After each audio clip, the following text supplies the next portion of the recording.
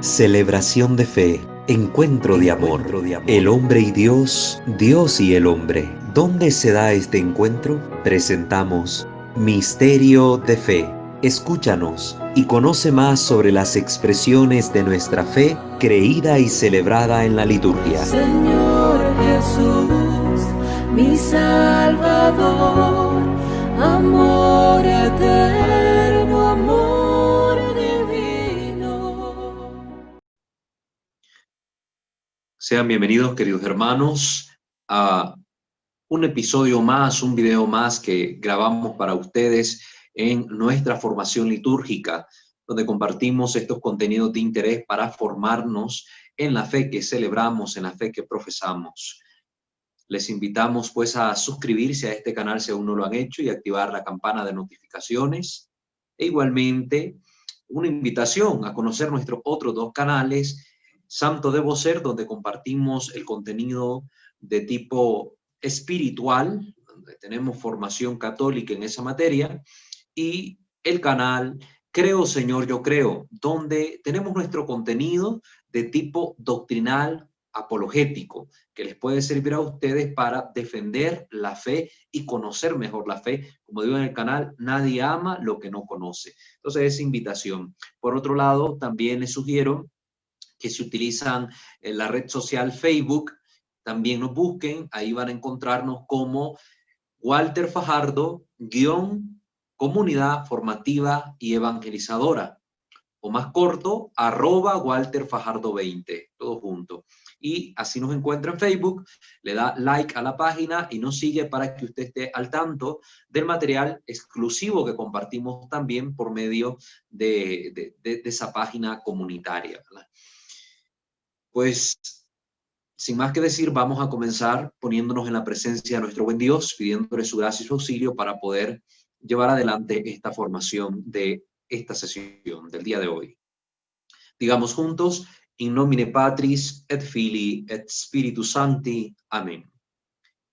Señor Dios nuestro, te bendecimos, alabamos, glorificamos y damos gracias porque nos permites una vez más estar reunidos en tu presencia para este encuentro formativo.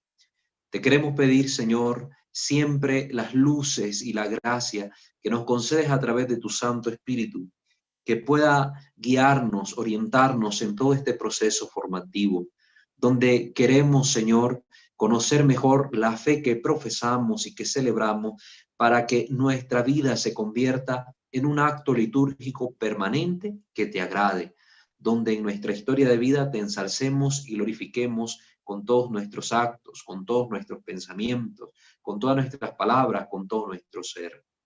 Te pedimos, Señor, que la gloriosa y poderosa intercesión maternal de María la Virgen, nuestra Reina y Señora, nos auxilie en cada momento de nuestra vida, con las gracias necesarias para poder hacer en todo tu voluntad. Que los ruegos de los santos y de los ángeles también nos ayuden, nos auxilien para obtener de ti aquellas bendiciones que requerimos para poder salir adelante en esta lucha continua de la vida y superar los obstáculos que se nos presenten, para ser auxiliados por ti en nuestras necesidades espirituales y temporales. Todo esto te lo pedimos a ti, Señor, que vives y reinas por los siglos de los siglos. Amén. Que todo te tenga a ti como su fuente y tienda a ti como a su único fin. Pater noster, qui es in celi, sanctificetur nomen tuum, adveniat regnum tuum, fiat voluntas tua sicut in cielo et in terra. Panem nostrum quotidianum da nobis hodie, et dimitte nobis debita nostra, sicut et nos dimittimus debitoribus nostris, et ne nos inducas in tentationem, sed libera nos a malo. Amen. Ave Maria, gratia plena Dominus tecum, benedicta tui mulieribus, et benedictus fructus ventris tui, Iesus. Sancta Maria Mater Dei, ora pro nobis peccatoribus, nunc et in hora mortis nostre. Amen. Gloria Patri et Filio et Spiritui Sancto, sicut erat in principio et nunc et semper et in saecula saeculorum. Amen. Ave Maria Purissima, sine labе concepta, in nomine Patris et Filii et Spiritus Sancti. Amén.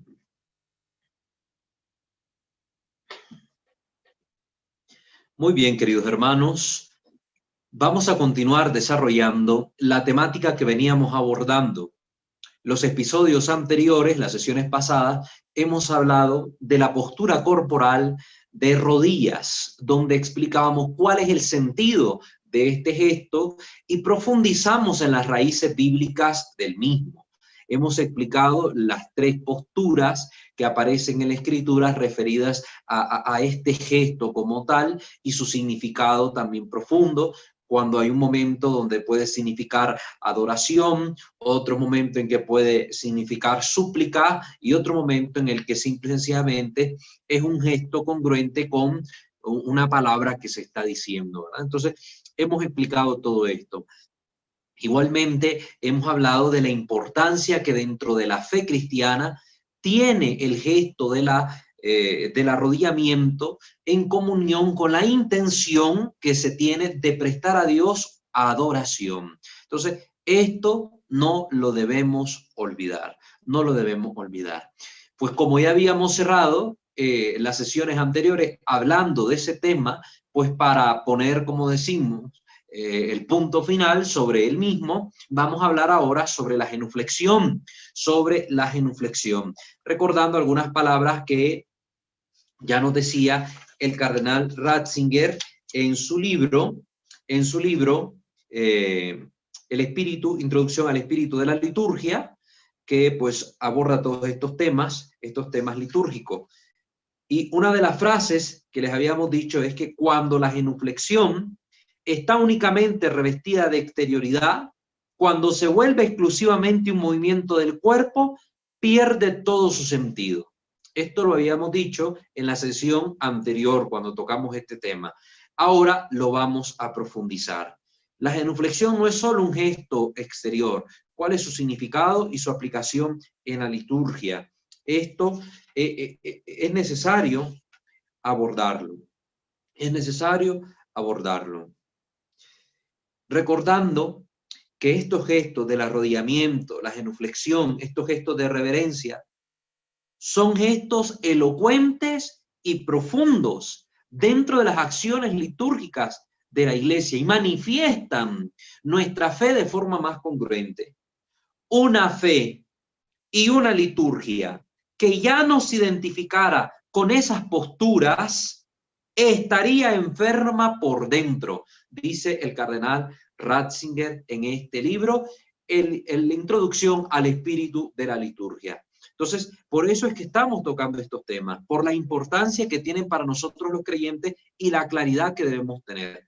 Pues, siguiendo la lógica, ¿verdad? Este desarrollo sistemático de temas, vamos a hablar sobre la genuflexión y sobre las otras reverencias corporales.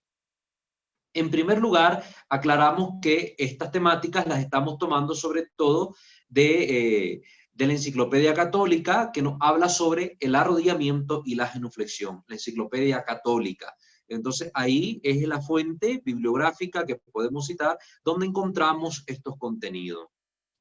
El término genuflexión proviene del latín genuflectere, o en el latín posclásico, geniculare, ¿verdad? Doblar la rodilla. Genu significa rodilla y flectere, doblar. Entonces, doblar la rodilla.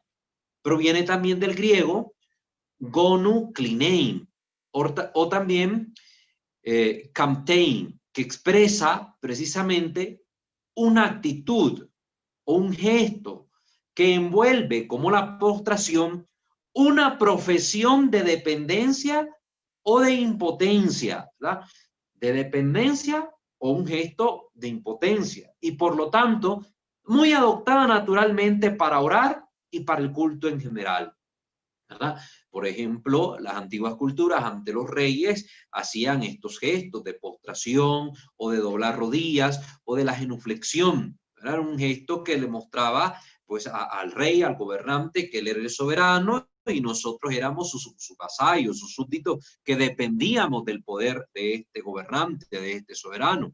Y por otro lado, el acto de mostrar impotencia, el que se arrodilla, el que se postra, el que dobla su rodilla, se muestra siempre en un grado de inferioridad respecto de aquel ante el cual dobla las rodillas. Entonces, respecto a Dios, nosotros como cristianos somos menos, somos simples criaturas que por su amor hemos sido llamados a ser sus hijos en el Hijo, que es Jesucristo nuestro Señor, rescatados por su sangre y por la acción del Espíritu Santo en el bautismo, pues nos convertimos en esa filiación, se nos da esa filiación divina.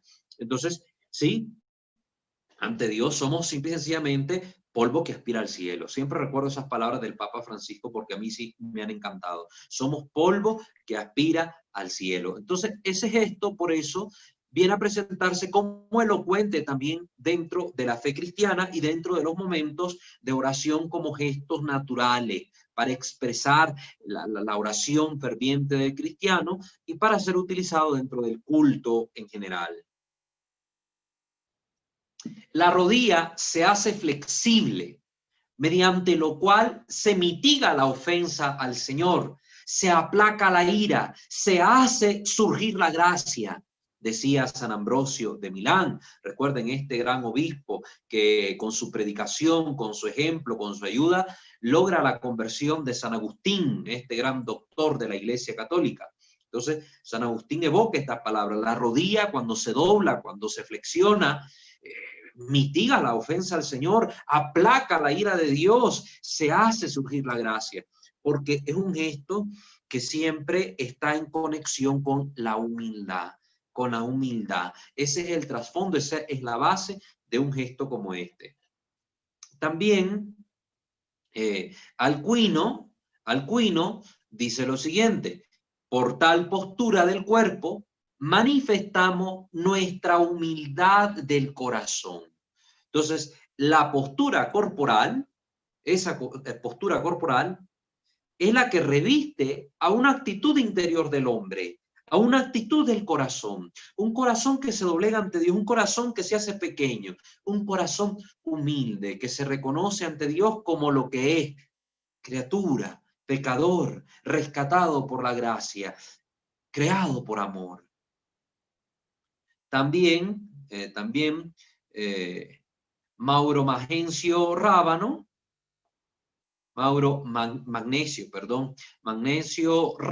nos dice que la flexión de la rodilla es una expresión de penitencia y dolor por los pecados cometidos. El pecado, cuando yo lo reconozco, me hace darme cuenta cuál es mi lugar ante Dios. Y cuando yo he pecado una falta, qué mejor que presentarme ante Dios con una postura elocuente. Vengo a pedir misericordia y no lo hago de pie, ahí como poniéndome de tú a tú con el Señor, sino al contrario, rebajado, doblando mis rodillas ante Él. La genuflexión, entonces, este gesto, es propio del rito romano y consiste en la flexión momentánea de una o ambas rodillas con el fin de tocar tierra. Entonces, vemos que este término a veces no hay una diferenciación explícita cuando quiere decir el gesto con una sola rodilla o cuando quiere decir con ambas rodillas. Entonces, es entendido indiscriminadamente como doblar ambas rodillas o cómo doblar una rodilla de la forma que más adelante lo vamos a explicar. Entonces, lo importante es comprender siempre que en esta unión de contenidos que venimos compartiendo, estamos hablando de esta postura, que es propia del cristiano, el doblar rodillas. La genuflexión, entendida en este sentido, ahora ha sido sustituida casi en todas partes en la iglesia occidental por la inclinación profunda hacia abajo de la cabeza y el cuerpo, que anteriormente prevalecía y que aún se mantiene en Oriente como el acto supremo de reverencia litúrgica. Recuerden que la genuflexión, como el gesto de ponerse de rodillas, aparece con posterioridad dentro de la vida litúrgica de la iglesia. Entonces, las posturas que antes se ocupaban en la iglesia era sobre todo permanecer de pie, que son las otras dos posturas que vamos a compartir más adelante, permanecer de pie y sentarse. Entonces, esa era la postura más corriente, la postura más normal y que prevalecía en toda la iglesia, tanto en la iglesia occidental como oriental. Y cuando había un momento de oración que requería un gesto que indicara esta profundidad en la oración, esta humildad, esta adoración, pues se hacía esa reverencia profunda de la que hablaremos en breve. Entonces fue con posterioridad que se vino imponiendo la genuflexión y el arrodillarse. En estos tiempos, donde después del Concilio Vaticano II, sobre todo ahora, se ha querido volver a estas prácticas primitivas de la Iglesia y rescatar un poco de estos gestos primitivos de la Iglesia, pues ahora viene haciéndose el proceso contrario en muchos lugares. Y yo lo digo de forma negativa, y vamos a ver que también el Papa así lo va a hacer ver, de forma negativa, todos estos gestos vienen cada vez más simplificándose. Es decir, estos gestos que en un momento iniciaron como algo sencillo y simple y que con el tiempo fueron cada vez más convirtiéndose en algo más elocuente, más profundo, que tuviera más congruencia dentro de la vida litúrgica de la Iglesia con aquello que se quería expresar, ahora vemos que están nuevamente siendo rebajados y están cada vez siendo más simplificados dentro de la vida de la Iglesia, al punto que en muchos lugares han desaparecido estos gestos, ya no se hacen reverencias, ya no se hacen genuflexiones, ya no se hacen, ya no se doblan las dos rodillas, etcétera. Entonces es el peligro que se está corriendo con esta nueva tendencia. Las autoridades modernas han establecido que una genuflexión incluye todo tipo de inclinación, de manera que cualquier inclinación mientras se esté de rodilla es por regla general superflua. Ves, si yo estoy de rodillas en un momento de la misa y de repente mientras estoy de rodillas también estoy haciendo reverencia de cabeza, pues como que no tiene mucho sentido porque ya la expresión corporal está completa en el acto mismo de estar arrodillado. Pero no es lo mismo, ¿verdad? Reverencia de cabeza, que por ejemplo cuando estoy de rodillas esté en una posición de recogimiento, que es cuando yo también inclino mi cabeza y la mantengo así por un buen periodo de tiempo. Eso es distinto porque es recogimiento dentro de la oración y no solo una reverencia de cabeza, que ya vamos a ver también en qué momentos sugiere la liturgia que se hagan dichas reverencias simples.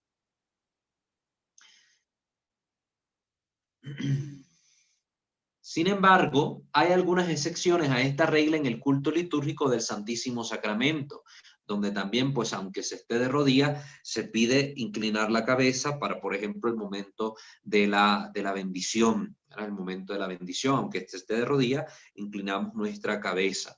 Entonces hay momentos donde sí se puede realizar el gesto de la inclinación de cabeza unido al estar de rodillas. Sobre todo ante el Santísimo, ¿verdad? Sobre todo ante el Santísimo.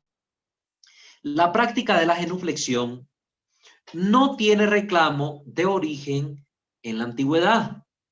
No es una práctica que se comenzó desde el principio de los siglos cristianos, de la era cristiana, sino que fue introducida poco a poco y se extendió luego en todo Occidente durante la Edad Media. La genuflexión, ¿verdad?, es apenas considerada generalmente como obligatoria antes del fines del siglo XV, ¿verdad? La centuria de los 1400. Entonces, antes del siglo XV, antes de que acabara el siglo XV. Los misales romanos más antiguos no hacen mención de ella, de la genuflexión. El padre Thurston da el 1502 después de Cristo como la fecha del reconocimiento formal y semioficial de estas genuflexiones. Incluso después de que se convirtiera en habitual elevar la hostia consagrada y el cáliz para la adoración de los fieles después de la consagración. Recuerdan que eso fue introducido en el siglo XII. En el siglo XII, cuando ya se introduce la elevación del pan y del vino, y ahí es donde se va pidiendo que en ese momento, en el momento de la consagración, que antes se hacía de pie, pues empezara la gente a doblar rodillas, que en ese momento, a partir del siglo XII, pues se vivía la consagración de rodillas, por la conciencia que el pueblo de Dios había adquirido de la solemnidad de ese momento, del acto principal del santo sacrificio de la misa, que en ese momento se vivía, cuando luego, después del epíclesis, se daba la transustanciación de las especies del pan y del vino. Entonces, primero apareció el gesto de arrodillarse y luego empezó a aparecer la práctica de la genuflexión, que es doblando una rodilla. Fue mucho después que se insistiría en las genuflexiones anteriores y posteriores que el sacerdote tenía que realizar. Entonces, ustedes se han fijado, cuando el sacerdote eleva el pan y el vino, pues antes, en la misa tridentina, antes de hacer la elevación, pues hace la genuflexión, eleva, adora, lo pone y vuelve a hacer genuflexión. Entonces, esas genuflexiones aparecieron ya a partir de finales del siglo XV. Las genuflexiones que ahora se indican en las palabras tales como et incarnatus est, que son el credo que se realiza, y se encarnó en María la Virgen, y en las palabras et verbum caro factum est, que es y el verbo se hizo carne, que se lee en el prólogo del Evangelio de Juan, o que se medita en los momentos en que se reza el Ángelus, y similares, genuflexiones similares, son asimismo de introducción relativamente reciente. Reciente se dice cuando se está escribiendo esta enciclopedia, que data del 1909. Es decir, que esta práctica ya tiene por lo menos de 2 a 3 siglos de estarse haciendo dentro de la iglesia.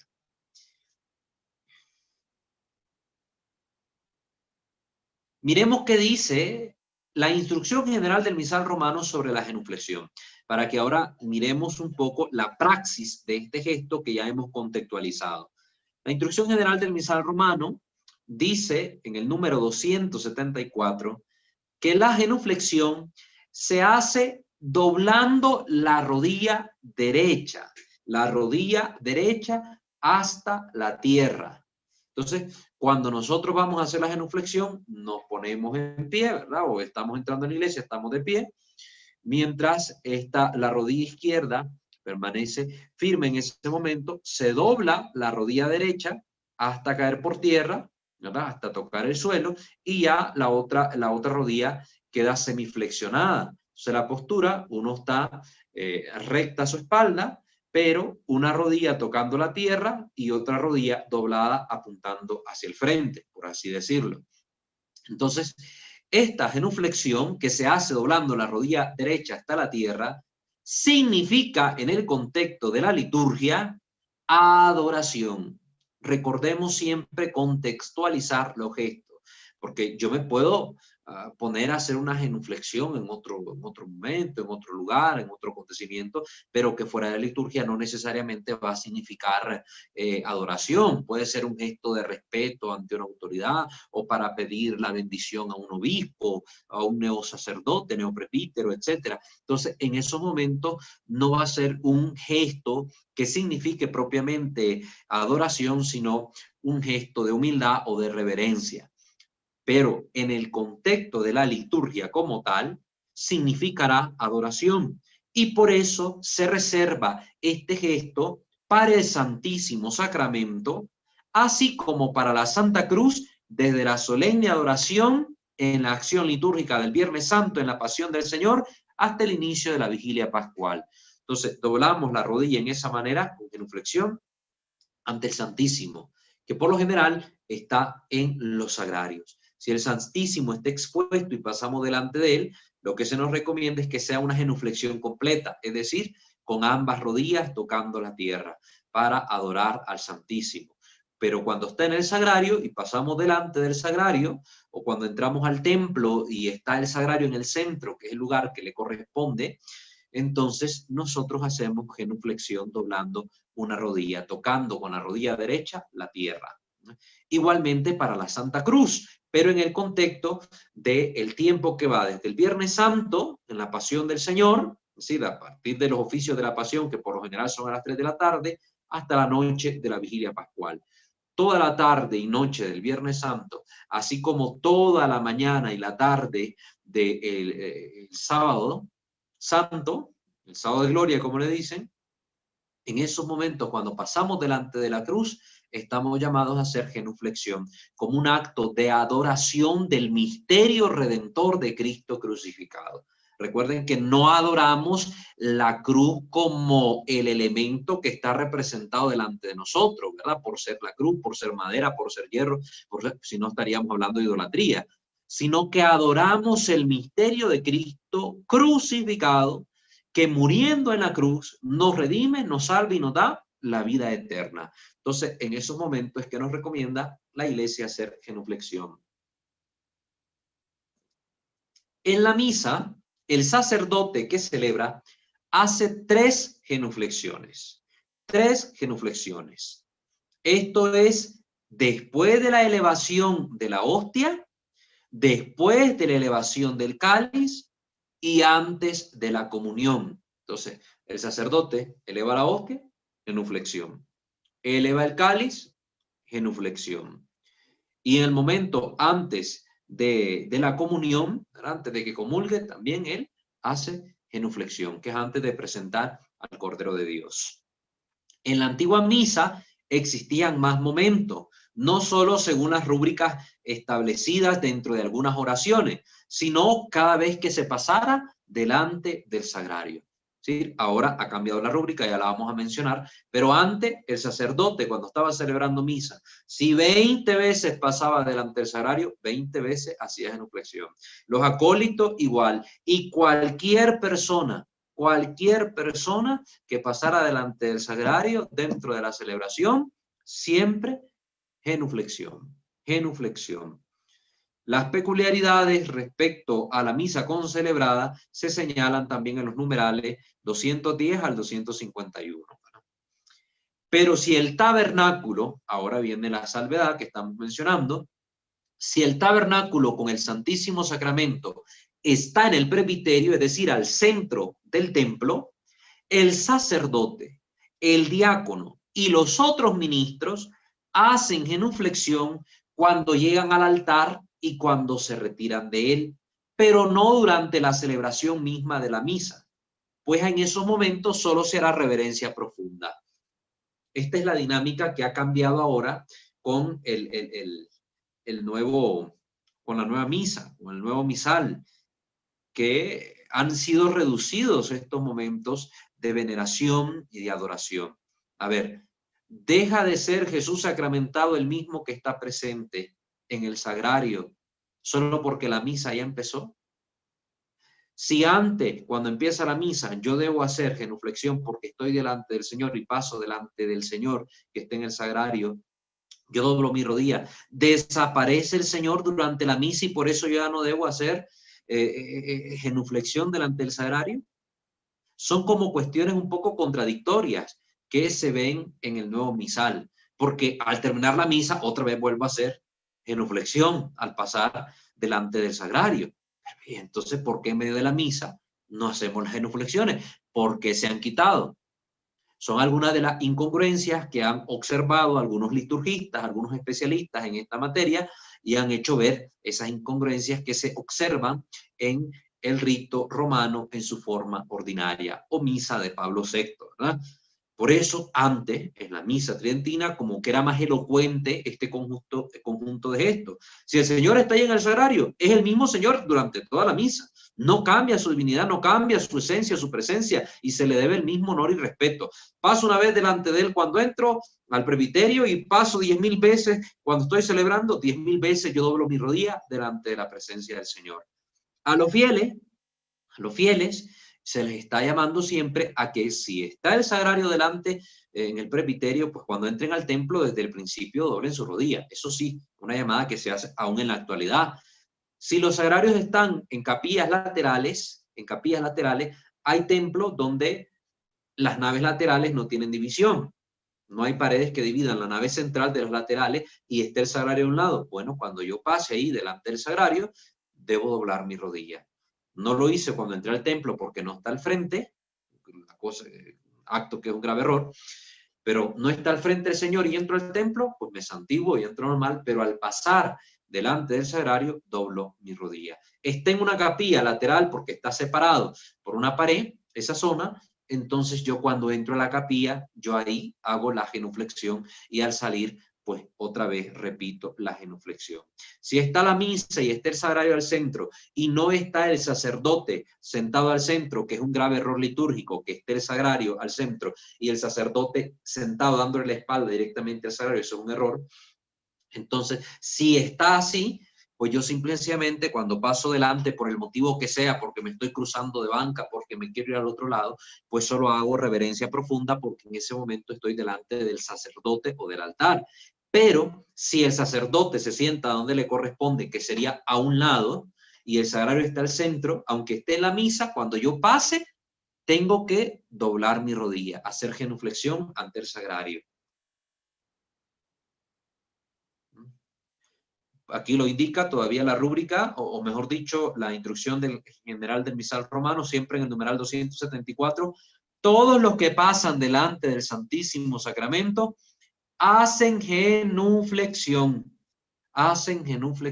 todos, ¿verdad? Y los que van procesionalmente hacia al presbiterio para la celebración de la misa y portan cruz y cirios, en vez de hacer genuflexión, hacen inclinación con la cabeza, ¿verdad? De ahí el incensario, la naveta, todos los demás ministros hacen genuflexión, pero solo los que llevan la cruz y los cirios, por la cuestión de los portasiriales que son bien altos y sería incómodo hacer la genuflexión, entonces únicamente hacen una inclinación de cabeza o reverencia simple. Muy bien, eso para que lo tengamos presente respecto a las genuflexiones. Vamos ahora a hablar de las reverencias corporales. Y comienzo tocando ese tema con algunas palabras que nos presenta el cardenal Ratzinger en su libro Introducción al Espíritu de la Liturgia.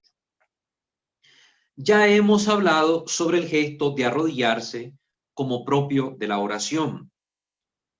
En este momento, solo quiero mencionar la reverente inclinación del cuerpo como un complemento de lo ya propuesto. ¿Sí? Siempre está enmarcado en el sentido de los gestos como adoración, como reverencia, como expresión apropiada del cristiano que ora. Una de las oraciones de ofrendas contenidas en el canon romano, al canon también se le llama anáfora, o anáfora primero, empiezan con las palabras súplices, ¿verdad? Súplices te rogamos, ¿verdad? Te pedimos suplicantes.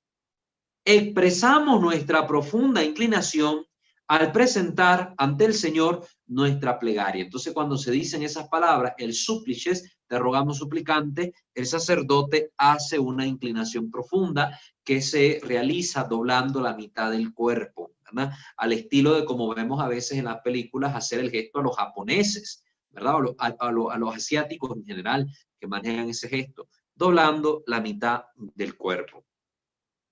Expresamos nuestra profunda inclinación al presentar ante el Señor nuestra plegaria. De nuevo, se expresa el gesto del cuerpo y la actitud espiritual como una unidad inseparable. El gesto, la intención, lo que se quiere expresar, están presentados de forma unida y congruente. Una unidad inseparable. Se trata del gesto del publicano, que está convencido de que jamás podrá resistir la mirada de Dios y que por ello se inclina ante él. Recuerden qué bonito este gesto del publicano que Jesús nos menciona en la parábola del fariseo y el publicano que suben al templo para orar, y cómo el fariseo pues se fue hasta adelante y orgulloso presentaba lleno de presunción su oración ante el Señor y que no salió agraciado por ello, mientras que el publicano se queda al fondo del templo y ahí no se atrevía a levantar la mirada al Señor, en una postura inclinada, en una postura de reverencia, pues oraba y suplicaba a Dios su misericordia, y al final Dios tuvo complacencia, se complació en la humildad de su siervo y le otorgó su gracia, Entonces, ese gesto encuentra ahí como su raíz bíblica, el gesto de la reverencia profunda. No obstante, esa plegaria que se hace en la anáfora, en el canon, ruega que nuestra ofrenda llegue ante el rostro de Dios y que se convierta en bendición. Desde la profundidad de nuestra insuficiencia, Clamamos hacia Dios para que sea Él quien nos levante de nuestra postración, para que nos dé la posibilidad de mirarlo y haga de nosotros seres dignos de su mirada. A mí siempre me encanta cómo escribe el cardenal Ratzinger. Escribe desde un hombre de fe enamorado de Dios, enamorado de su fe, que ama su fe católica y la expresa hasta en un sentido romántico. No sé si ustedes logran captar esa dimensión un poco poética que se esconde detrás de las palabras del Papa cuando escribe sobre estos temas. El súplices, entonces, rezado en actitud de inclinación corporal, es, si se quiere, la expresión tangible de lo que la Biblia conoce bajo el nombre de humildad. ¿Cómo lo recoge Filipenses 2:8? Se humilló, él se humilló hasta el extremo. Ese acto de humildad, ese acto que manifiesta una actitud del corazón, una actitud interior, pues se expresa, según la Biblia, con esa postura corporal, una reverencia profunda, una inclinación profunda. Para los griegos, la humildad era una actitud servil. Recuerden que los griegos, los romanos, que eran gente muy altiva, a veces muy pretenciosos, pues el humilde, el que se las daba de humilde, como decimos, era mal visto, era un ser servil. A veces, para los filósofos, para algunos filósofos, pues tendrán reflexiones diversas sobre el tema de la humildad, pero en general para los griegos era una actitud servil. La subversión de valores que comportó el cristianismo ve en ello algo distinto. Este cambio de sentido con el cristianismo, ya esta humildad que era visto como una actitud servil, ahora es vista dentro de los cristianos como una actitud, como una virtud propia de aquel que sigue a Cristo, propia de aquel que quiere imitar a Cristo con el que el cristiano desea configurarse, aquel que se humilló, que se rebajó. La humildad es contemplada como adecuación al propio ser. ¿Qué soy yo? La nada más el pecado, decía Santa Teresa de Ávila. Polvo que aspira al cielo, dice el Papa Francisco. Soy un ser herido en mi naturaleza por el pecado original y que carga en su propio ser la concupiscencia de la carne y que solo en Dios puedo encontrar la sanación, la liberación de ese yugo. Entonces, la humildad es contemplada como adecuación al propio ser, como correspondencia justa con la verdad que hay en el hombre. Se trata de una actitud fundamental de la existencia cristiana, una actitud propia de cristiano, el ser humilde. Un cristiano que no sea humilde, pues hay que dudar de la práctica de su fe. Hay que dudar. Porque el cristiano está llamado a ser un ser virtuoso. Y entre las virtudes, brilla en la corona de las virtudes la humildad como una diadema resplandeciente. San Agustín construyó toda su cristología, y yo diría, dice el Papa, toda su apología del cristiano sobre el concepto de humilitas, la humildad. Fue capaz de conectar su pensamiento con la sabiduría de los antiguos, concretamente con los griegos y los romanos. Ellos mantenían que el pecado, propiamente hablando, era la ibris o la soberbia del que quiere ser señor de sí mismo, tal como se nos transmite de modo ejemplar en el relato de la caída de Adán. La soberbia, este hombre que quiere divinizarse, la soberbia que es siempre autoengaño, a través de la cual el hombre pretende ser como Dios. Queda, pues, esta soberbia superada en la humildad de Dios que ha tomado la condición de siervo, que se inclina ante nosotros. Un Dios que en la persona de Jesucristo se abaja, y aquel que debía ser tratado como Dios en esta tierra por todos y reconocido así, aparece sin manifestar esa gloria ante los ojos de los hombres. Aparece en todo igual a los hombres, menos en el pecado. Dios nos muestra el sentido de la verdadera humildad. Dios nos muestra el sentido de esta virtud cristiana que supera precisamente la soberbia, este pecado que demonizó a los ángeles que se rebelaron contra Dios. Este pecado que ciega la mente, que ciega el corazón para no ver la acción de Dios, para no cumplir la voluntad de Dios, para no escuchar su palabra, para no asemejarse a Él en el sentido de cumplir perfectamente su designio amoroso. El que desea acercarse a Dios tiene que ser capaz de mirar con respeto. Se trata de algo esencial. Debe también aprender a inclinarse, ya que el mismo Dios se ha inclinado. Si los cristianos estamos llamados a configurarnos con Jesucristo, nuestro Señor, estamos llamados a configurarnos con Él no solo en la gloria, no solo en la altivez de la gloria, sino también en todos los gestos elocuentes que el Señor manifiesta con su vida. El servicio, sus palabras, sus gestos, su mirada. Entonces, la actitud del que se inclina, la actitud del que hace esta postura reverente, está en concordancia con el Cristo que se ha humillado, con el Cristo que se abaja, y que por ende el cristiano que está llamado a configurarse con él debe imitar y presentar en su propia vida. Un gesto que en la liturgia se expresa corpóreamente con la postura reverente, pero que es un gesto continuo de la vida cristiana, vivido desde la dimensión de la humildad, desde esta virtud, de esta actitud que debe acompañarnos toda nuestra vida.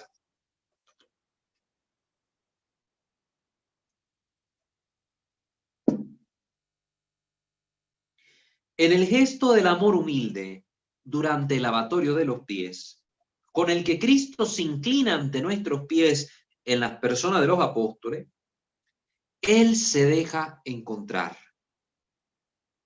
Cristo es visto en ese momento desde arriba, porque Él está agachado en los pies de sus apóstoles. Entonces Pedro y los demás apóstoles lo contemplan desde arriba.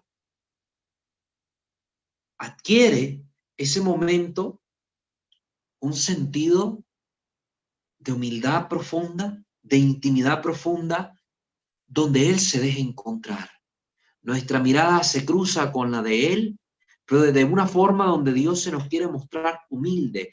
No el Dios que te mira desde arriba como juez, no el Dios que te está viendo ahí de frente, cara a cara, como para encararte, para mirar la profundidad de tu pecado y de tu corazón, sino como el Dios que quiere ser visto por el hombre desde arriba, como un Dios humilde, pequeño, cercano, casi un Dios que se nos pone como el niño ante el Padre, un Dios que se ha hecho niño, un Dios que se presenta con esa ternura, con esa pequeñez. Es increíble lo que hace Jesús en el gesto del lavatorio de los pies.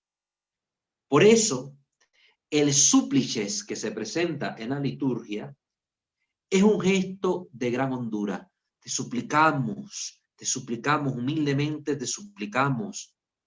Cuando cantamos el Gloria, también el Gloria en la misa antigua, en el momento en que te decían te adoramos, te suplicamos, te bendecimos, ahí también se hacía en ese momento un gesto elocuente de reverencia profunda. Te damos gracias, Señor. Ese gesto elocuente también estaba incluido ahí. Estos que ahora se han perdido en la nueva liturgia de Pablo VI. Este gesto del súplices nos trae a la memoria, de modo corporal, la actitud espiritual que es esencial para la fe. Es algo sorprendente que más de una retraducción moderna ha suprimido sin más el súplices. Esto lo está haciendo ver el cardenal Ratzinger en ese momento. Como hay textos litúrgicos que incluso han suprimido este gesto, han suprimido esta oración, esta forma. ¿Acaso hayan juzgado que la inclinación que se expresa en esta plegaria, de hecho desaparecida, es algo carente de importancia? Ahora ya no se dice expresamente, inclínense en ese momento. Ahora no, antes sí, las rúbricas estaban llenas las plegarias estaban llenas de rúbricas múltiples que indicaban los momentos en que se debía hacer esta acción elocuente. Hoy se ha vaciado la liturgia de muchos elementos que eran tan propios del cristiano, tan elocuentes y tan necesarios en la vida litúrgica, y que ahora se les ha tirado a un lado, se les ha echado a un lado. Tal vez estas personas que modifican los textos consideran que esta postración resulta indecorosa para el hombre moderno, como ocurre con el arrodillarse o con el hacer genuflexión, que el Papa ha criticado el hecho de que ahora se hable de que el hombre moderno no debe arrodillarse o hacer estos gestos de reverencia, cuando son gestos propios de la cultura cristiana. Inclinarse ante los hombres para halagar su vanidad es ciertamente inapropiado. Pero inclinarse ante Dios jamás resultará inadecuado, ya que encierra en sí la verdad de nuestro ser. Y si el hombre moderno lo olvidara, sería nuestro deber como cristianos volver a tal práctica e incluso enseñársela a nuestros semejantes. El Papa está llamando y es una llamada actual, que ante esta situación actual de modernidad, que años con años, imagínense desde cuándo escribió esto el Papa era apenas cardenal en ese entonces, ni siquiera había llegado al pontificado. Desde ese momento hasta nuestro tiempo, las sociedades han avanzado, las sociedades modernas o posmodernas se han olvidado cada vez más de Dios. Pues dice el Papa, cuando esto ocurre, si se olvida el hombre de Dios y la sociedad se olvida de Dios, sería nuestro deber como cristianos volver a tal práctica e incluso enseñársela a nuestros semejantes. Volver a esas prácticas de reverencia, a esas prácticas de humildad, de adoración.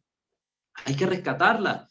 Y desgraciadamente, hoy que escuchamos desde los ámbitos cristianos, sacerdotes que más bien cada vez más le prohíben a los fieles arrodillarse, sacerdotes que han arrancado los reclinatorios de las bancas para que los fieles no se arrodillen, que han arrancado los comulgatorios de los presbiterios para que los fieles no comulguen de rodillas, sacerdotes que más bien le piden a los fieles no arrodillarse en el momento de la consagración. Sí, estamos viendo todo lo contrario. Y por eso las sociedades van en decadencia. Unido a la decadencia de las sociedades, siempre está la decadencia en la fe. Si hay decadencia en la fe en todos sus aspectos, doctrinal, moral, litúrgico, pues las sociedades también irán en decadencia. Porque los mismos hombres que conforman la iglesia son los mismos hombres que conforman la sociedad. Eso no se nos olvide. Bueno, ahora, respecto a las reverencias corporales, digo algunas palabras tomadas de la página Liturgia Papal, que ya les he recomendado a ustedes que puedan verlo, donde explica muchos de estos gestos de la liturgia y puede ser siempre muy orientadora, muy orientativa, da muchas luces. Visítenla, ¿verdad? liturgiapapal.org. Existen tres formas de reverencia corporal. Las reverencias corporales serían arrodillarse, hacer genuflexión e inclinarse. Estas son las tres formas, ¿verdad? Y ya hemos hablado del inclinarse, como ustedes han escuchado, de dos variaciones o modalidades de hacer estas inclinaciones, ¿verdad? Estas inclinaciones. A su vez, hay dos tipos de inclinaciones o modos, la del cuerpo y la de cabeza, también llamada la del cuerpo, reverencia profunda, y la de cabeza, reverencia simple, ¿verdad? Entonces, eso manejémoslo, ¿verdad? Reverencia profunda, reverencia simple. Mientras se dice el credo en la Santa Misa, todos deben realizar una inclinación profunda o de cuerpo, como indica la instrucción general del misal romano, numeral 275, que le vamos a dar lectura en breve. Mientras se dicen las palabras, y por obra del Espíritu Santo se encarnó de María la Virgen y se hizo hombre, o si se dice el símbolo de los apóstoles o credo apostólico, mientras las palabras se pronuncian, que fue concebido por obra y gracia del Espíritu Santo, nació de Santa María Virgen, debe hacerse esa inclinación profunda.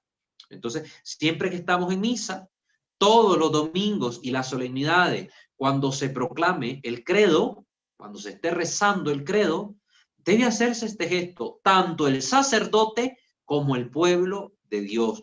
Todos, todos. Y hoy vemos que esto no se hace. Muchos sacerdotes no realizan esta práctica. Por eso los fieles no lo imitan, por eso los fieles no lo saben. Pero hay que hacerlo cada domingo en misa y cada vez que se hace una solemnidad y se recita el credo, ante esas palabras, en el momento en que se recuerda la encarnación del Verbo, hay que hacer siempre una reverencia profunda. Una reverencia profunda.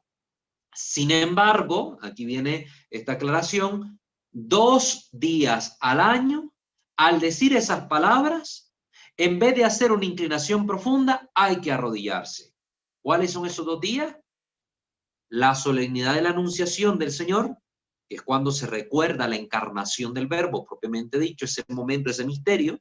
Entonces, ese día, cuando recemos el credo, en vez de hacer reverencia profunda, se hace un momento de genuflexión. Se dobla la rodilla o se ponen las 2 rodillas incluso en el suelo y se hace un momento de oración. El otro día es en la Navidad y en su octava, ¿verdad? Durante su octava. Entonces, en la solemnidad de la Navidad, que es cuando se recuerda el nacimiento del Verbo, ¿verdad? Entre nosotros, pues va a incluir esa parte en las palabras del credo, nació de Santa María Virgen, pues como se está celebrando el nacimiento, se celebra ese misterio puntual, entonces también en ese momento la iglesia nos invita a doblar rodillas, a hacer genuflexión. El resto del año, solo una inclinación profunda. Miremos pues lo que dice la instrucción general del misal romano, numeral 275. Con la inclinación se significa la reverencia y el honor que se tributa a las personas mismas o sus signos, ¿verdad? Sus signos. Hay 2 clases de inclinaciones, a saber, de cabeza y de cuerpo. Esto ya estoy leyendo textual, la instrucción general del misal romano. Primer inciso, inciso A, la inclinación de cabeza. La inclinación de cabeza, ¿no? Se hace cuando se nombran al mismo tiempo las 3 divinas personas. Las 3 divinas personas. Se hacen cuando se nombran al mismo tiempo las 3 divinas personas. Padre, Hijo y Espíritu Santo. Al nombre de Jesús o de Jesucristo. Entonces se hace igual la inclinación de cabeza. De la bienaventurada Virgen María, se hace inclinación de cabeza, y del santo en cuyo honor se celebra la misa. Hoy es día de San Judas, se está celebrando la misa de San Judas Tadeo. Cuando se menciona el nombre de San Judas, se hace inclinación de cabeza. En la misa antigua también se hacía al nombrar al pontífice reinante. Cuando se mencionaba al Papa, ¿verdad? Se decía el Papa Francisco, entonces inclinación de cabeza. En la actualidad, dicha práctica no está prohibida, pero lamentablemente ha caído en desuso, por esto mismo que les estoy diciendo, el fenómeno de que cada vez la liturgia lleva menos reverencia, menos adoración, menos todo esto. Entonces, ha caído en desuso, pero no está prohibido. De hecho, se puede observar en las misas celebradas por su excelencia reverendísima, Monseñor George Ganswein, que es el prefecto de la Casa Pontificia de la Santa Sede y el secretario personal de Benedicto XVI, el Papa Emérito. Entonces, cuando él celebra, se puede ver, y también, si no me equivoco, en las misas de Monseñor Guido Marini, que es el liturgista, ¿verdad? Que es se me va el nombre ahorita, el ceremoniero pontificio, pues él también cuando celebra la misa, en el momento que nombran al Papa, hacen la inclinación de cabeza.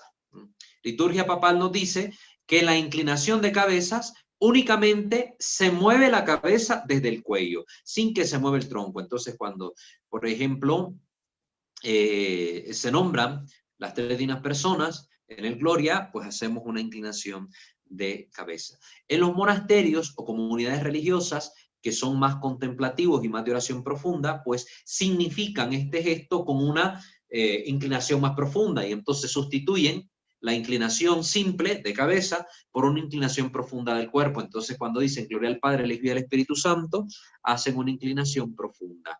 Pero, en general, los cristianos, dentro de la liturgia de la misa, si se menciona al Padre, al Hijo y al Espíritu Santo, la inclinación es de cabeza, ¿verdad? No es mover los hombros y la cabeza, es solo la cabeza. Cuando concurren el nombre de la Virgen María o el santo del día junto con el nombre de Jesús, por ejemplo, en la plegaria eucarística 1, donde se menciona seguidito el nombre de la Virgen y el de Jesucristo, entonces se sugiere hacer más profunda la inclinación al nombre de Jesucristo y más simple a la Virgen. Es decir, es inclinación de cabeza, pero más profunda para Jesucristo y más simple para la Virgen, cuando concurre los dos nombres seguidos. En principio, esta obligación de hacer la inclinación ante los nombres que hemos mencionado de la Trinidad, de la Virgen, del Santo del Día y del Romano Pontífice, es una obligación principalmente de los celebrantes, es decir, del sacerdote que preside y de los concelebrantes que estén ahí en el altar. Pero la instrucción no lo menciona como obligación única de los sacerdotes. Por lo tanto, se sugiere que los fieles también podemos y debemos hacerlo, especialmente en el contexto de esta sociedad moderna. Hay que hacerlo, una forma en que evangelizamos con nuestro gesto. Como un signo de reverencia al nombre de Jesús, de María, la Trinidad, lo que además nos ayudará a estar más atentos. Entonces, esto para que lo sepan, en misa, cuando se está haciendo la misa, se menciona a la Virgen María, no solo el sacerdote hace la inclinación, la hacemos también los fieles. Hay otros gestos que están reservados al sacerdote, por ejemplo, en la plegaria eucarística 1, un momento donde se dice para que todos los que participamos de este altar seamos colmados de gracia y bendición. Ese gesto ahí solo le corresponde al sacerdote que está haciendo la plegaria, ¿no? Al sacerdote que está haciendo la plegaria. O cuando también en el golpe de pecho que se da en el momento de la plegaria, solo lo hace el sacerdote. Pero este gesto, que es la reverencia a los nombres del Señor, de la Virgen, de la Trinidad y del Santo del Día y del Papa, entonces sí lo podemos hacer tanto los fieles como los acólitos, los ministros que estén presentes en el presbiterio, junto con el sacerdote. Esto para que lo sepan, un dato curioso, pero lo tenemos que aprender. Entonces, cada vez, por Jesucristo nuestro Señor, entonces hacemos la reverencia de cabeza. La inclinación del cuerpo, vamos a ver qué dice, este es el inciso B del numeral que estamos dando lectura, el 275. La inclinación de cuerpo o inclinación profunda se hace, ¿a quiénes? Al altar, se hace en las oraciones, purifica mi corazón, que se dice antes de proclamar el evangelio. Eso lo hace el sacerdote, si lo dice el sacerdote o el diácono mientras recibe la bendición antes de proclamarlo. Acepta, Señor, nuestro corazón contrito. Eso también es una oración que solo va a hacer el sacerdote, solo él lo va a hacer en ese momento. O en el símbolo, que es el credo, a las palabras y por la obra del Espíritu Santo, o que fue concebido por gracia del Espíritu Santo, que ya hemos mencionado. En el canon romano, a las palabras te pedimos humildemente, es el súplice que mencionábamos. Cuando dice el sacerdote eso, también hace esa reverencia.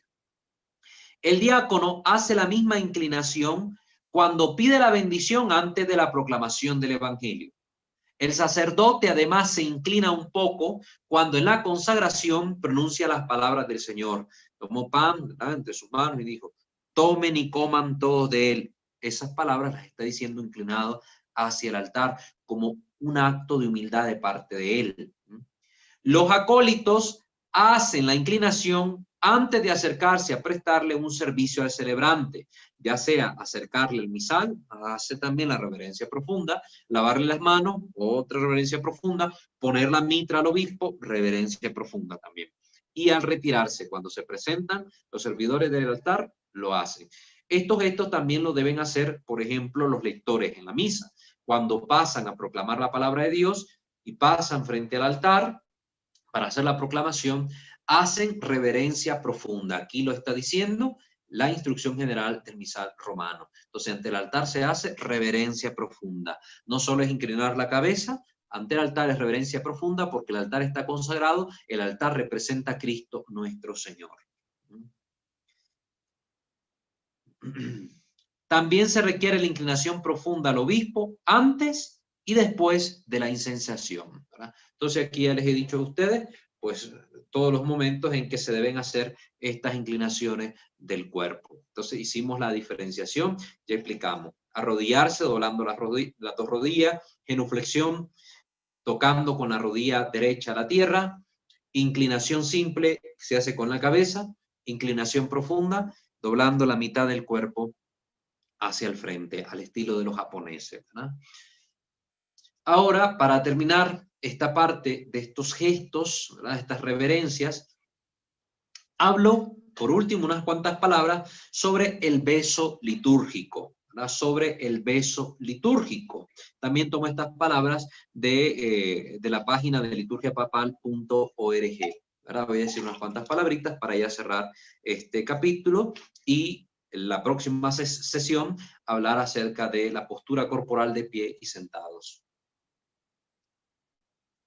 Junto con las dos formas de inclinación y la genuflexión, el beso es otra forma externa de veneración en la liturgia.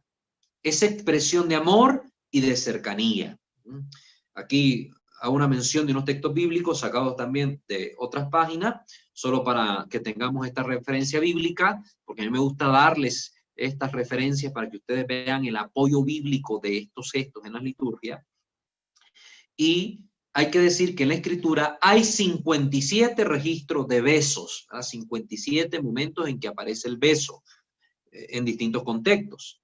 Estamos hablando de los besos en la Biblia, no de besar la Biblia, ¿verdad?, sino gestos que aparecen ahí en la Biblia como tal. Los besos ocurren en escenarios diversos. Por ejemplo, un beso de bendición y de unción que dan los padres a sus hijos. Un padre transmitía también la bendición no solo con la imposición de sus manos, sino también a través de un beso, bendecía a sus hijos. Vemos el texto de Génesis 48:9 al 10, o si no, la primera de Samuel, el primer libro de Samuel, capítulo 10, versículo 1. También vemos un beso cuando se recibe a la esposa, a la cortesana, ¿eh? Segundo libro de Samuel, capítulo 14, versículo 33, capítulo 15, versículo 5. Cuando se hacía un tributo a un ser divino, un tributo a la divinidad, el beso como un tributo a Dios, aparece, por ejemplo, en el primer libro de los Reyes, capítulo 19, versículo 18. En este contexto es que se va a situar nuestro beso litúrgico. Salmo 2:12, Job 31:27, Oseas 13:2. También el beso cuando se da un encuentro o una despedida, como por ejemplo podemos ver en Ruth capítulo 1, versículo 9, vemos eso. También el beso que se da a David y Jonatán, no Jonathan, ¿verdad?, sino David y Jonatán, que es de afecto mezclado con emociones profundas, incluido el dolor, ¿verdad?, así como otros besos, el de Saúl y de su hermano Jacob en Génesis 34:4, o de José y sus hermanos en Génesis 45:15. Entonces estos besos afectivos también aparecen en la escritura.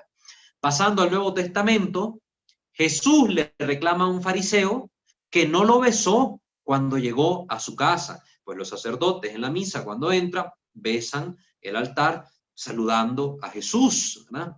Entonces, aquí el fariseo no lo besa y Jesús le reclama, en contraste con la mujer pecadora que le besó los pies, aquella mujer que le unge los pies, esta mujer que ha sido identificada muchas veces con María de Betania, que derrama aquel frasco de perfume oloroso en los pies de Cristo. Entonces besa efusivamente sus pies y limpia sus lágrimas con su cabellera. Lo podemos ver en Lucas 7:45. Jesús le lavó los pies a los 12 y uno de ellos le dio un beso, que fue el traidor, ¿no? Jesús le lavó los pies y vemos que en la liturgia el gesto del beso acompaña al lavatorio de los pies. Se lava el pie del que representa a los apóstoles y se le da un beso. En el caso del lavatorio de los pies, el beso lo da Judas Iscariote como un signo, como una contraseña para que los traidores, para que los que buscaban apresar a Cristo identificaran cuál era Jesús, ¿no? Era de noche y Jesús, ahí se dice en la tradición que Judas Tadeo se parecía mucho a Jesús, y para que se diferenciara Judas Tadeo de Jesús, pues el Iscariote dijo, este es el maestro, le dio un beso en la mejilla. Con un beso vendes al Hijo del Hombre, le dice Jesús, ¿verdad? Recuerden eso. También el hijo pródigo es recibido a besos por su padre, un beso que comunica amor, Lucas 15:20. También vemos besos de perdón, bienvenida y reconciliación en el Nuevo Testamento. y falta que hacen, ¿verdad? Ahora en estos tiempos esos besos de reconciliación. En la iglesia primitiva también se hablaba del ósculo de la paz, el beso de la paz, que en las comunidades neocatecumenales que celebran la liturgia han pues recuperado este gesto y se dan el ósculo de la paz, un beso en las mejillas, ¿verdad? Entonces, el beso de la paz. Entonces, este es el sentido bíblico del beso, que como dijimos, se contextualiza sobre todo en el tributo a la divinidad. Ordinariamente se dan 3 besos durante la misa. Al inicio de la misa, el diácono y el sacerdote, después de saludar al altar con una inclinación profunda, lo besan. Hacen la inclinación profunda, se dirigen al altar y lo besan. Se sugería antes besar el lugar donde estaba el sepulcro dentro del altar, que es la parte donde se colocan las reliquias de los mártires o de los santos cuando se consagra el altar para la celebración. Entonces ahí se daba el beso. También, después de que se proclame el evangelio, el diácono o el sacerdote besan el evangeliario, mientras se dice en secreto las palabras del evangelio borren nuestros pecados. A veces los sacerdotes esto no cumplen las rúbricas que manda la iglesia. Sacerdotes que lo dicen en voz alta, besan el libro y dicen que por la proclamación de este santo evangelio sean borrados nuestros pecados. Eso se dice en secreto, queridos hermanos sacerdotes, lo mandan las rúbricas. Y ahí está lo que dice también la instrucción general del misal romano, en el numeral 175 al respecto, y también el ceremonial de los obispos en el 141. Pero si es un obispo el que celebra, ¿verdad?, cuando esté el diácono ahí presente, tiene la opción de besarlo él mismo, lo puede besar el diácono, que le corresponde la proclamación del evangelio, la iglesia le ha autorizado para eso, o se lo puede llevar al obispo para que el obispo lo bese. Esto es opcional. Entonces, si el obispo preside y está leyendo el evangelio un diácono o un sacerdote, ellos besan el evangeliario, o si quieren, pues se lo llevan al obispo para que él dé el beso, ¿verdad? Este signo de amor también a Jesús que se hace presente en su palabra. Y el tercer momento es al final de la misa, cuando el sacerdote y el diácono besan el altar después de la bendición final y después se inclinan profundamente frente al altar junto con los demás ministros. Entonces, al inicio entran, hacen reverencia y luego besan el altar. Para la salida es lo contrario. Primero besan el altar y luego hacen la reverencia y salen en la procesión. Entonces, con esto concluiríamos pues la sesión de este día, donde hablamos sobre la genuflexión, sobre las inclinaciones simple y profunda y sobre el beso litúrgico. Entonces, para que vayamos teniendo más material, más conocimiento sobre estos gestos en la liturgia. Dios primero, ¿verdad?, con auxilio divino, pues en la próxima sesión hablaremos sobre el estar de pie y el sentarse dentro de la misa. ¿Qué significan estos gestos? Para que también los conozcamos, porque nada dentro de la liturgia se hace banalmente, nada es superfluo. Si aquí nos quedamos de pie, es por algo. Si en este momento nos arrodillamos, hay una razón. Entonces, todo dentro de la liturgia tiene un sentido profundo. Y que es necesario que como católicos conozcamos para que sepamos lo que dentro de nuestra fe hacemos y lo vivamos mejor y lo comuniquemos a otros para que también vivan mejor la fe que profesamos. Muy bien, con esto terminamos el tema de hoy. Ahora vamos a abrir los micrófonos para escuchar si ustedes tienen algún comentario, alguna pregunta al respecto y así pues todos nos retroalimentemos. Recuerden que cuando preguntan nos dicen su nombre y de qué lugar nos están llamando, pues para que quienes nos vean después sepan quiénes son.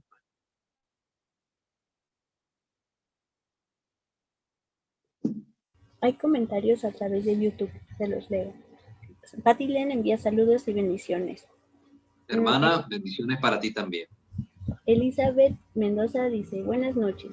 Es importante saber que no debemos pasar como burros cruzando cuando entramos a la iglesia, mucho menos si hay que cruzar o subir al altar o leer entre otras ocasiones. También dice, da tristeza como la gente pasa por el altar, lo cruza, e incluso estando el Santísimo expuesto pasan sin más y peor que salen dándole la espalda. Y también Lucy Terrazas. Bueno, antes de que pases al otro comentario, sí, esto que dice hermana Elizabeth tiene toda la razón. Y voy a tomar sus palabras, esta expresión muy coloquial, dice, pasamos como burro delante del altar, delante de la iglesia.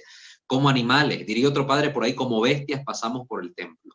Y es que realmente, como hemos perdido el sentido sacro del lugar donde estamos, vamos a hablar luego de los espacios sagrados, pues ahora nos comportamos en el templo como que el templo fuera un mercado. Llegamos a volar lengua, a hablar con vecina, oye, fulano, saludándose de extremo a extremo del templo. Llegamos al templo vestidos como que vamos a la playa o a alguna fiesta mundana, semidesnudas las mujeres, informales, y los varones también, las mujeres con la cabeza descubierta, los varones con chancla, etcétera. El templo ya no es visto como ese espacio sagrado, sino que incluso hasta como lugar turístico, muchos templos ahí andan los turistas tomando fotos y todo, y con la boca abierta y platicando, como lugar de juego, ahí andan los niños pegando carrera y los papás como que no tuvieran sentido común de aquietar al niño, que esto no quiere decir ni pegarle al niño porque ande corriendo, ni sacarlo de la iglesia, no estoy diciendo eso, pero sí enseñarle dónde estamos, sentarlo ahí junto a ellos, ¿no? Vemos que toman como que fuera el kinder, el templo, y andan los niños corriendo como locos, y la gente anda plan turismo o plan yo no sé qué, como que fuera el templo plaza, no respetan el templo y no se comportan como es debido. Pasan tranquilos y campantes delante del altar sin ninguna reverencia, a veces los mismos sacristanes dan ese mal ejemplo, a veces los mismos sacerdotes, los mismos acólitos, pasan delante del sagrario, delante del altar, delante de lo que sea, sin ningún gesto mínimo de reverencia y de sentido común de dónde están, y más que de sentido común, de sentido cristiano. Así que, querida hermana Elizabeth, concuerdo con usted en esta observación. Es una desgracia y una vergüenza que ni siquiera a veces los mismos sacerdotes saben ubicarse en el templo. Y el sacerdote es el primero en dar mal ejemplo, que se pasa como si no hubiera nadie delante, que anda tomando fotos a la hora de la misa, que anda haciendo cosas indebidas, grabando TikTok y videos tontos ahí en el altar, en el presbiterio. Entonces, empezando por la cabeza, muchas veces es donde está el problema. Gracias por su comentario, querida hermana, y espero que todos nosotros reflexionemos al respecto y nos comportemos mejor. Sí, querida hermana Giovanna, por favor, si le da lectura al siguiente comentario. Elizabeth además agradece y dice que es muy enriquecedor estas sesiones. Y también por otro lado, Lucy Terrazas agradece. Envía saludos y agradecimientos. ¿Quién más? Lucy Terrazas. Hermana Lucy, muchísimas gracias por estar pendiente también. Muchísimas gracias, que Dios le bendiga. Saludos para usted también. Creo que tenemos comentarios en Zoom, si nos puede ayudar, hermana. Envía mensaje Darling Sánchez. Buenas noches, bendiciones, Walter. Soy nicaragüense. Lamentablemente ahora a los sacerdotes se les olvida que llevan en sus manos. Sí, pues desgraciadamente lo que estamos diciendo, ¿no? Que a veces el mal ejemplo proviene desde la cabeza. Nosotros aquí hacemos todo el esfuerzo porque ustedes se formen, porque los laicos conocen. Pero imagínense, yo diciéndole aquí, no hagan esto, y viene allá el padre en su parroquia donde usted va y lo ve haciendo todo esto, uno se escandaliza, uno se preocupa y se siente como con impotencia, porque dice, hombre, esto está mal, ¿por qué lo hace? Y uno siente a veces que no le puede decir nada al padre porque el padre responde mal, o porque el padre es un cacique, o porque el padre actúa de una forma que no corresponde a un presbítero, sino que con prepotencia y soberbia, y uno le tiene miedo y se queda con este dolor herido profundamente en el corazón por un pastor que no cumple bien su función. Desgraciadamente, a veces los malos ejemplos ciertamente proceden de los pastores. Y esto a veces obispos incluso, van incluidos algunos obispos ahí, ¿verdad? Que hemos visto estos malos ejemplos de su parte. Es doloroso para nosotros como fieles ver estos antitestimonios, es doloroso porque queremos hacer las cosas bien, no por un exhibicionismo, sino porque es la forma en que nosotros manifestamos el amor hacia nuestro Señor. Cuando alguien ama, busca hacer lo mejor posible para esa persona amada, para ese ser amado. Entonces, ¿cuánto no más debemos esforzarnos por hacer las cosas de Dios de la mejor manera posible? Entonces, gracias también, hermana Darling, Yasmina, desde Nicaragua. Muchísimas gracias. No sé si hay algún otro comentario allí en Zoom. A través de YouTube también envía mensaje a Abigail Alvarado. Buenas noches, Padre Walter. Gracias por la evangelización. Sí es cierto, si uno les dice algo se molestan, pero aún así hay que decirles discretamente. Lo vemos desde Tlalpan. Muchas gracias, hermana Abigail, desde Tlalpan. qué gusto pues que nos estén viendo desde allá. Un saludo para ustedes también. Y pues sí, hay que hacerlo con caridad, como se los he dicho en otros momentos. Hay que decirle a nuestros sacerdotes pues, que esto nos hiere o nos da un mal ejemplo, es un mal testimonio, se vuelve motivo de escándalo. Porque yo he conocido sacerdotes que han corregido su forma de proceder porque un día algún laico les hizo ver su error o les hizo ver algo mal y sintieron vergüenza y dijeron, sí, tengo que cambiar esto, no me había dado cuenta de esto, etcétera, y han corregido su proceder. Entonces a veces sí es bueno, sobre todo más las palabras de los laicos, porque a veces si se lo dice uno como seminarista, entonces como ellos están en una posición mayor, a uno lo miran como un cero a la izquierda y más bien se acarrea problemas para uno, etcétera, pero como el laico es más libre en el sentido de que puede irse a otra parroquia, puede hacer otra cosa, puede irse a otro lado y no hay problema. Entonces, recepcionan mejor de parte de los laicos el que se les diga estas cosas.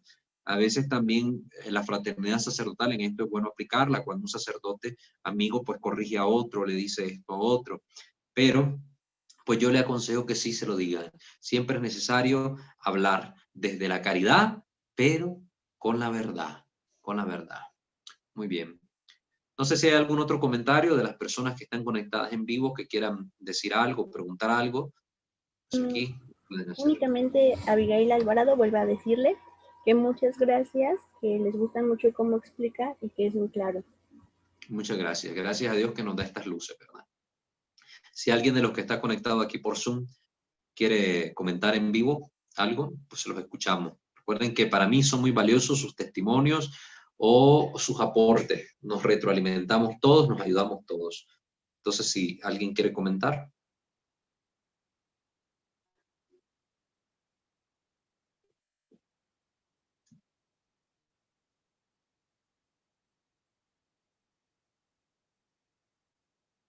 ¿Qué les parece esto de las inclinaciones de cabeza? ¿Ya lo sabían? ¿Ya lo habían oído? ¿O pensaban que solo el sacerdote tenía que hacerlas?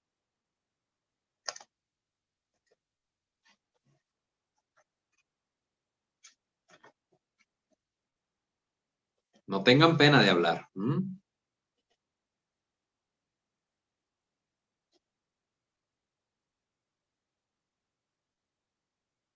Espero que puedan activar los micrófonos. No sé si ese es el problema. Porque a veces sí están activados. Ah, bueno. Entonces, si alguien quiere comentar al respecto sobre esa pregunta que le hice.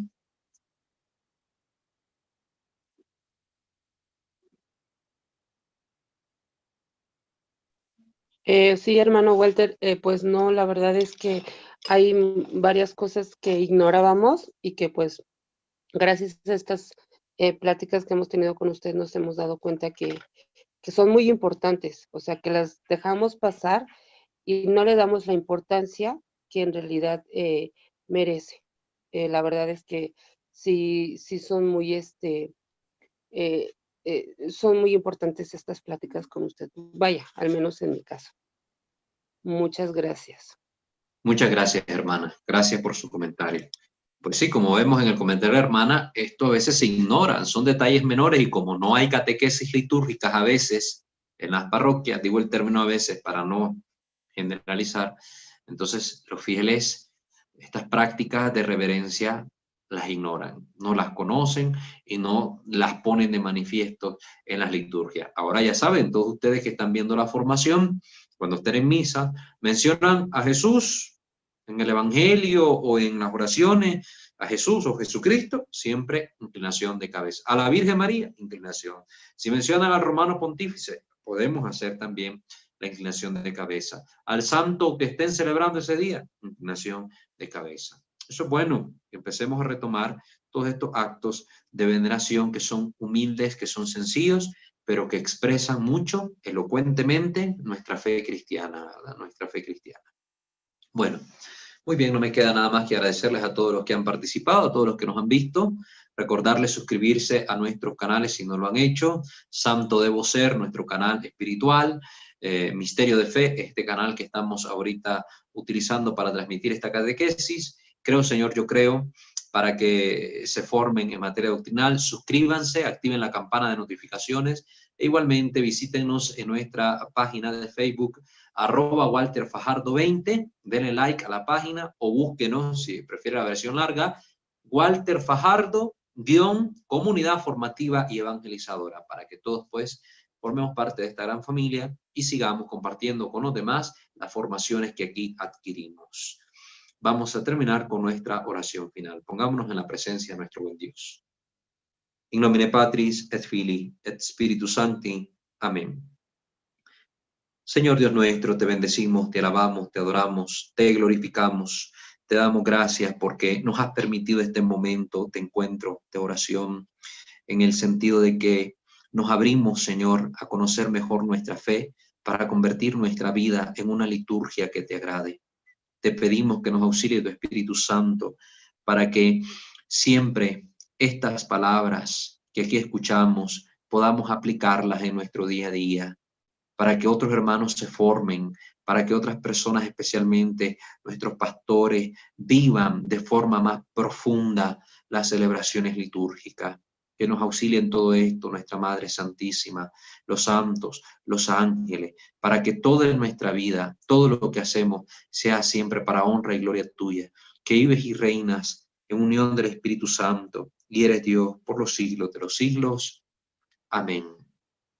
Sub tuum presidium confugimus santa de genitrix, nostra deprecationes ne desvicias in necessitatibus, sed a periculis cunti libera nos semper, o Virgo gloriosa et benedicta. Amén.